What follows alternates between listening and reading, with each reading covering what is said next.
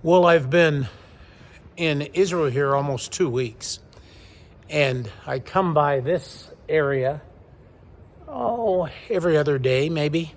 It's out of the way.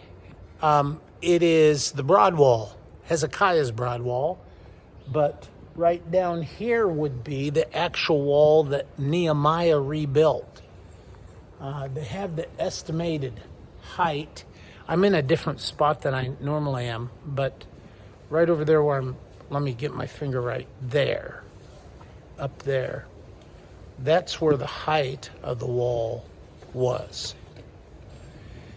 And what's so unique here, and what I'm delighted to say, used to be that when I brought people here, it wasn't a tour thing. We would make part of a tour because it was so uncommercialized and just a bunch of stones. And we knew from a little placard and from information from locals here, I'm in the Jewish quarter of Old City, what it was. Hezekiah, was a great king, great thinker, had a heart for his people, and did some great things for God. And you never do great things for God unless you attempt great things for God.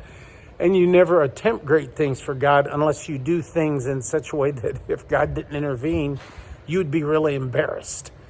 And that's not to say you won't be embarrassed a little anyway, just to keep you humble. But Hezekiah, he was an example to all of us of boldness and of faith in a special way. But they've started to take the broad wall, Nehemiah's wall, and created walkways around it so that eventually we'll be able to see it down up close. They've got some nice stairways. They got this strand wire, woven wire to cable to, and it looks like they're doing something inside over there too, maybe doing kind of a museum sort of thing. So it's awesome what they're doing here. But I want to focus in devotionally today, though. Of course, on Hezekiah, I mentioned him, and the tunnel that he built, the strategies that he had to help protect the walls of Jerusalem.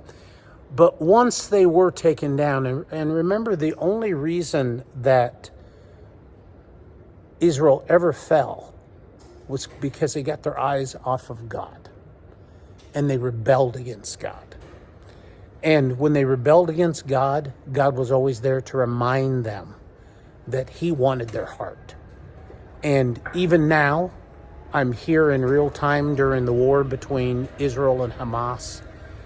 And I've been telling everybody that the most important thing is for them to get their eyes upon God. And I'm praying with everybody who allow me to pray with them. And my prayer is always a prayer of protection, but most importantly, a prayer of surrender to Jehovah, he is God. Jehovah, he is God. Jehovah, he is God. And this wall that Nehemiah rebuilt after they were destroyed was one that God laid upon a young man's heart.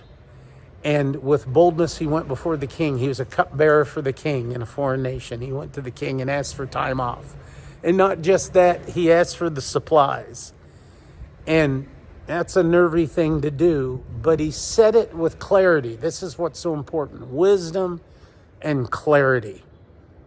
Patience and courage brings blessing, brings prosperity. And prosperity in this case was Nehemiah's ability to rebuild these walls.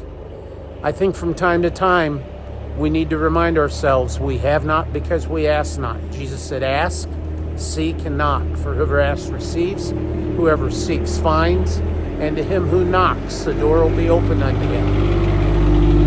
Who of you, Jesus went on to say, if your son asks you for a stone, if for a piece of bread, would you give him a stone? Or ask you for a fish, would you give him a snake? And if you who are evil in nature know how to give good gifts to those you love, how much more so will my Father in heaven give gifts to those he loves? God laid the rebuilding of these walls, that wall right there, that's part of it right there, on his heart to rebuild. And even though there were critics, and even though people pushed against him, as we read in Nehemiah, God's work prevailed. Just like we're asking God to prevail again, strong and mighty and supernaturally. The forces of good, the forces of God, the forces of Israel, to overcome the terrorist group of Hamas.